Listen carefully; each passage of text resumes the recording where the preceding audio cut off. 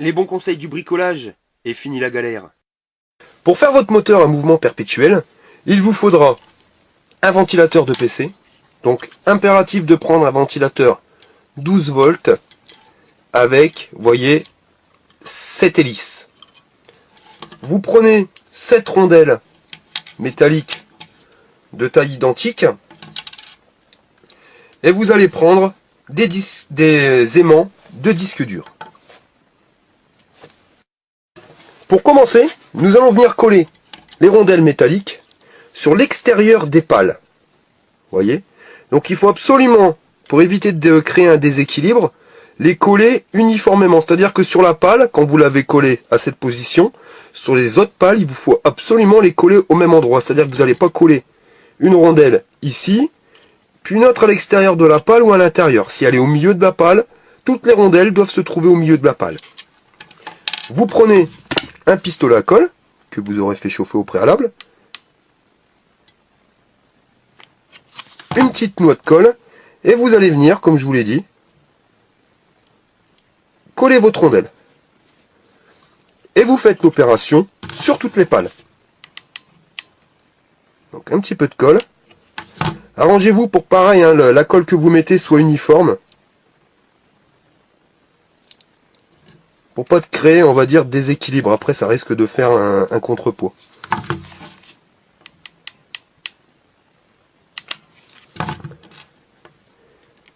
Et vous répétez l'opération sur toutes les pales. Voilà, donc les rondelles métalliques ont été collées, comme vous pouvez le voir. Maintenant, nous allons coller les aimants. Alors sur les aimants, il est impératif, donc c'est de récupérer des aimants de disque dur. Pourquoi? Parce que vous avez la même magnétisation. D'en récupérer donc 3 entiers et un quatrième que vous auriez coupé en deux. Vous voyez? Coupé en deux. Donc vous allez prendre le premier des plus gros aimants et vous allez venir le coller sur un coin. Vous voyez? Donc il faut absolument pas qu'il touche les hélices, mais qu'il soit assez près pour attirer le champ magnétique. Donc vous allez venir mettre votre colle et appliquer votre premier aimant comme ceci sur le ventilateur. Donc veillez bien à ce que ça ne touche pas. Hein. Vous voyez, on commence déjà à voir le mouvement. Ensuite, comme vous pouvez l'observer, c'est pour ça qu'il est impératif d'avoir des ventilateurs à 7 pales, vous allez voir que les pales sont décalées par rapport au coin. Et bien ça va nous servir. Vous allez reprendre un deuxième aimant complet. Vous allez combler de colle dans le deuxième coin. Et vous allez poser votre aimant à l'identique. Vous voyez, on fait juste dépasser un petit peu. Ça ne touche pas. Là, on commence à voir qu'il manque pas grand chose pour que ça se lance. Donc les deux aimants sont collés, nous allons coller le troisième. Et vous allez voir que quand on commence, vous voyez, quand on commence déjà à remettre 3 aimants, on commence déjà à voir l'effet, on va dire, de mouvement. Donc, même punition, vous prenez votre colle, vous le mettez au coin, et vous superposez votre aimant.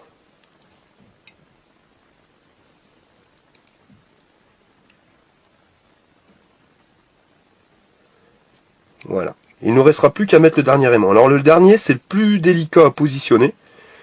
Je vais vous faire voir. Donc le plus délicat des aimants, ça va être le quatrième, donc le demi-aimant. Pourquoi demi? Pour qu'il y ait un champ magnétique qui soit inférieur aux autres. Parce que si vous avez un champ magnétique qui va être identique sur les 4 coins, au bout d'un moment, votre moteur va s'arrêter. Donc là, le plus délicat, c'est vraiment de le positionner. Donc vraiment être sûr qu'il soit positionné aux 3 coins pour les 3 aimants, les 3 premiers aimants. Et ensuite, avec votre aimant, vous allez venir vous rapprocher tout doucement donc des rondelles. Comme je vous dis, hein, c'est pas le plus facile. Donc vous approchez. Et quand on retire, regardez, ça s'arrête. Voilà. Donc vous voyez, je crois que sur le centre, ça devrait être bon. Donc on va recommencer. On l'approche. Ouais. Et c'est vraiment à l'impulsion. c'est au millimètre. Voilà. Donc vous bloquez. Quand vous voyez que votre moteur commence à tourner, vous savez que l'aimant, vous devez le mettre là. Donc vous allez retirer l'aimant et vous voyez que dès que vous retirez l'aimant, bah, le moteur va avoir tendance à s'arrêter. Alors, je vais venir coller l'aimant. Donc vous positionnez. Voilà. Et ça devrait marcher. Voilà. Donc bien le positionner. Et voici, vous voyez, votre moteur perpétuel est maintenant créé. Voilà, donc votre moteur tourne.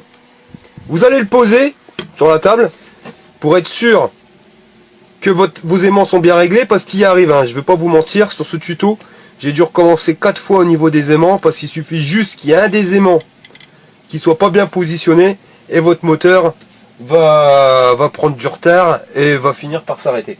Donc vous faites le test, vous le posez. Désolé pour le petit bruit de vibration, mais vraiment il faut regarder. Hein. Ouais, c'est bon, ça fonctionne. Donc une fois que vous avez calé les aimants sur votre ventilateur, il vous restera plus qu'à exploiter, on va dire, le courant qui sort de la fiche. Parce que c'est l'effet inverse, c'est-à-dire que si votre moteur tourne, bah, il crée du courant, il devient un générateur. Un moteur où vous injectez du courant, il tourne, c'est un moteur. Quand ce moteur tourne, mais qu'il n'a pas de courant, c'est lui qui va créer son propre champ magnétique et qui va créer le courant. Il devient un générateur. Donc pour convertir en 220, parce que n'oubliez pas que on a utilisé un transformateur de 12 volts, enfin un moteur de 12 volts, il va nous falloir un transformateur de 12 volts. À savoir, comme il y a des pertes, moi je préfère utiliser, donc je sais pas si vous voyez hein, sur la vidéo, c'est un transformateur 9 volts, mais impératif, un assez puissant, donc là vous voyez 12 volts ampères, ce qui quand même permet d'avoir une bonne patate. Et en alternatif, c'est impératif. Avant toute chose, avant de le raccorder, là vous avez la prise 220. Donc logiquement vous mettez la prise 220 dans votre réseau, donc dans votre prise électrique, et vous allez convertir du 220 volts en 12 volts de sortie. Enfin, là en l'occurrence 9 volts. Là on va faire l'inverse, c'est-à-dire qu'on va injecter du 12 volts dans le secondaire du transfo, et donc en primaire il va nous sortir tout simplement du 220. Donc avant toute chose, le primaire qui ici va devenir le secondaire, vous allez le couper. Vous coupez le fil. Voilà. Vous allez le dénuder. Faites impérativement ça avant de raccorder votre transformateur. Sinon vous allez vous prendre une châtaigne, il va être sous tension, vous allez vous prendre du 220. Hein. Vous prenez, vous dénudez les fils. Et vous allez venir y raccorder une simple multiprise, une triplette, hein, ce que vous voulez. Ça sera les prises qui vous desserviront du 220. Pour éviter de prendre une châtaigne, vous voyez, vous allez venir visser les dominos directement sur la multiprise, ce qui nous permettra d'isoler le système.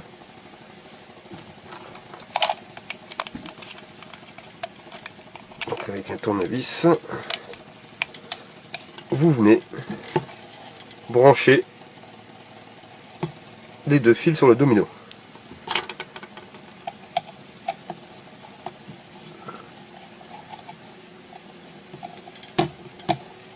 Nous allons nous occuper du primaire. Donc vous allez prendre la sortie, vous allez couper le fil, venir le dénuder.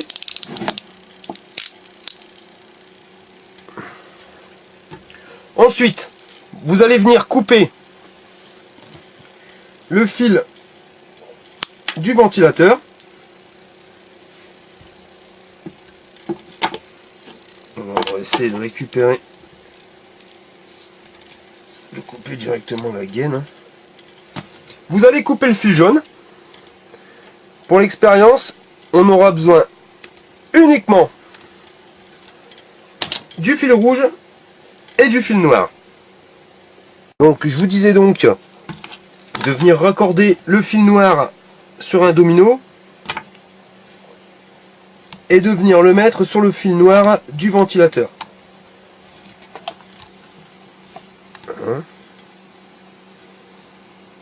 Par contre, n'oubliez pas, il est vraiment impératif d'avoir branché à la sortie du 220 un domino avec votre multiprise. Si vous n'avez qu'un appareil à raccorder, genre une seule ampoule, un seul circuit éclairage, vous n'êtes pas obligé de mettre la multiprise. Là, c'est vraiment pour la démonstration. Quand vous voyez le prix de l'électricité, c'est quand même de sacrées économies. Vous voyez? Donc là, vous avez le transfo. Et là, dans la logique, vous devez avoir 220 volts directement à l'intérieur de votre prise.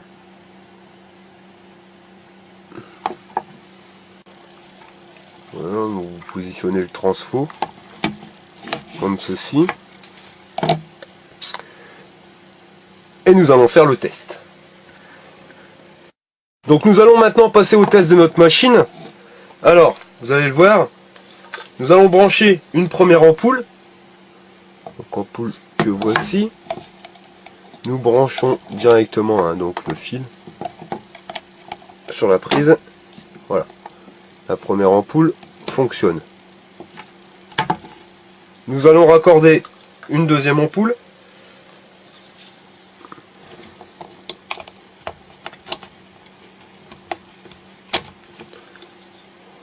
Ouais. Les deux ampoules fonctionnent parfaitement. Et nous allons maintenant brancher une troisième ampoule.